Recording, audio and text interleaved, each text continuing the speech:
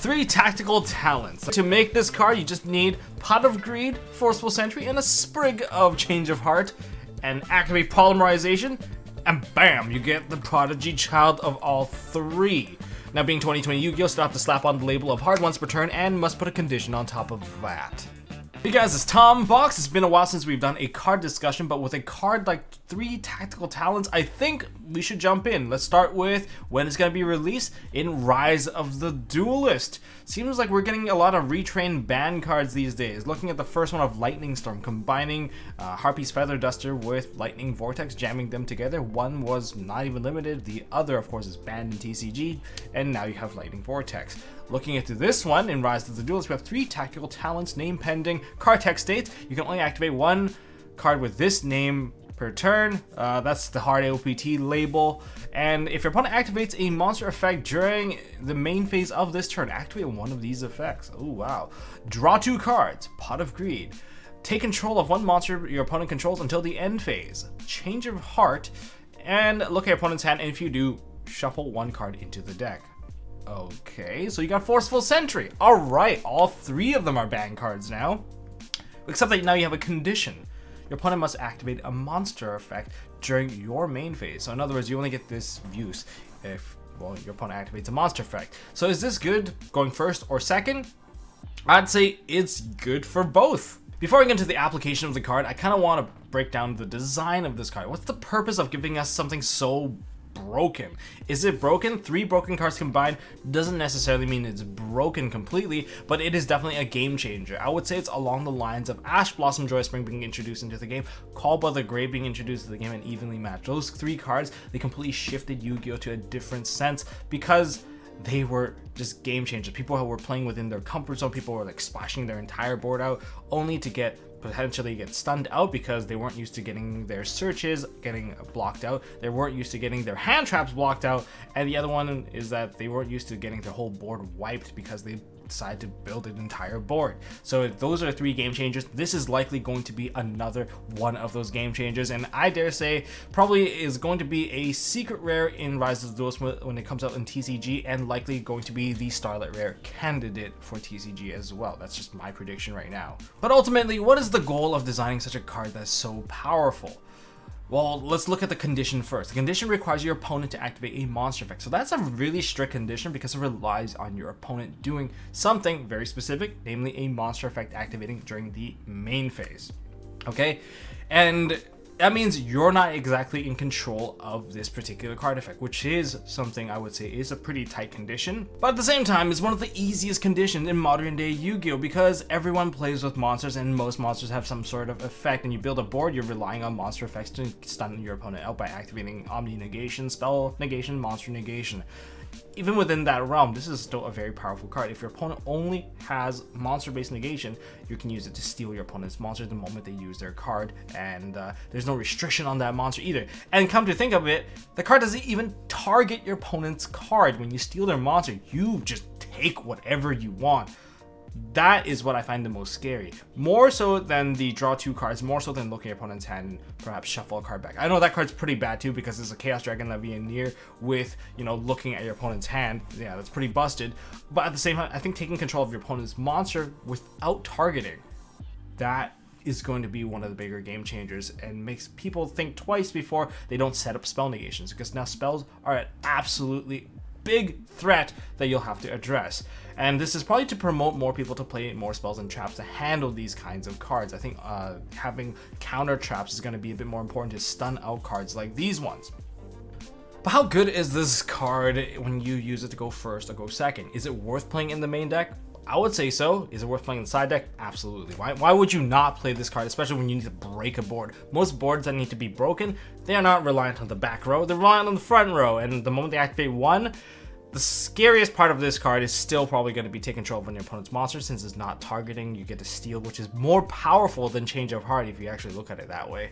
And yeah, that means some of their boss monsters that are protected from targeting, you just yank it right over. You can take their Max. Oh my god. Sure, it's till the end phase, but you can still link it off, and you can use it to swing over your opponent's stuff, break their board, whatever the case may be. So if you're going to be going first, likely you're going to be eating a hand trap. Let's look at some of the big hand traps you can use, such as Nibiru. If you get hit by Nibiru, you get to use all 3 effects. You can either replenish your resources by drawing 2 cards. You can take control of your opponent's Nibiru, and then you link it off with the token, and now you can extend your play further, or you can simplify the game state so that your opponent cannot play any further. And I find that looking at your opponent's hand and shuffling 1 card is equal to using a spiral of drones and giving them a brick draw. More or less, you're taking away something useful out of their hand and giving them a bit of a neg right there. I guess it's more like a 1-for-1, because you got to trade 1 of your cards for 1 of theirs, except you have deck knowledge over your opponent, and they technically already have deck knowledge over you because they have already used Nibiru against you. But nonetheless, having that deck knowledge means that you can break their board, or prevent them from setting up their board rather, much easier, and you can counterplay them a little bit easier as well, because you know what they have, what their options are. So that's a pretty big deal. Next, what if you get hit by an Ash? Ash is like something that I feel like this card is like hard counter against Ash, because okay, if you get hit by an Ash and then you activate this card, Ash can't activate anymore to prevent you from drawing 2 cards.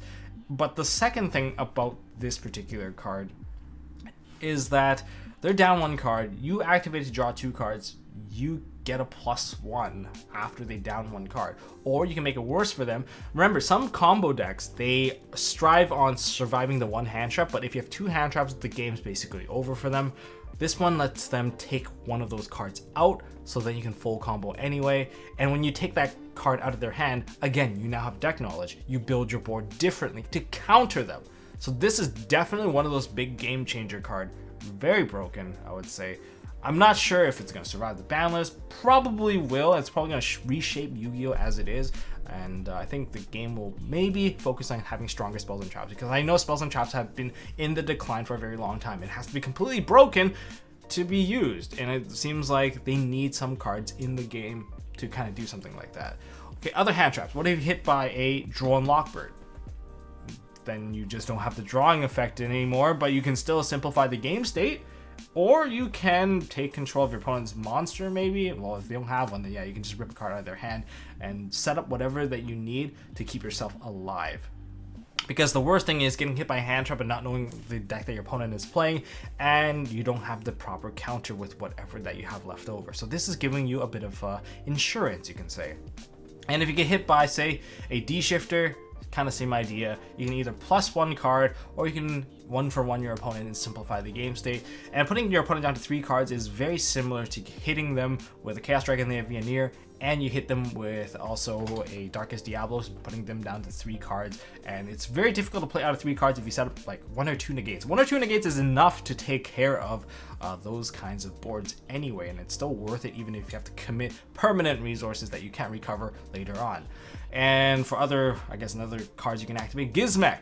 Gizmek Orochi. Can you activate anything? Typically no, because Gizmek Orochi is more likely going to activate in the battle phase, which does not count, and probably the end phase if they want to free summon, and that does not meet the condition of this card. This is a ruling channel, guys. We're going to go into the depths of whether or not you can activate the card or not. So that's probably one card that this card is not very good against, Gizmek. And of course, there's also impermanence. If your opponent imperms you, you can't use it. It's not a monster effect. So those are probably 2 cards that you should probably be aware of when you do get access to this card.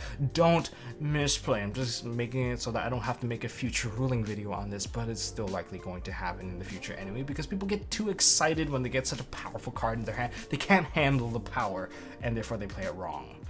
But yeah, overall, first turn applications, it's an anti-hand trap card, and it lets you recover and lets you extend. I don't see how this is actually bad. The only bad part is if your opponent doesn't even have a hand trap to begin with. But if your opponent does not have a hand trap to begin with, and you drew this card and you have 4 other cards to play with, then you should play a deck that does not require 4 cards to combo. That sounds pretty easy, since a lot of these decks these days, 1 card leads to the next, and if they have no hand traps, then you're fine. So this is literally an insurance card. Going second, is this card good? Yes, it is. It's actually amazing because it provides you with 2 angles of attack. You can use it to extend. If your deck naturally can out something on the field, then this is already very much ideal. then you can dig further, and having that extra reach into your deck could potentially give you the board breaker and the extender to just take control of the entire situation.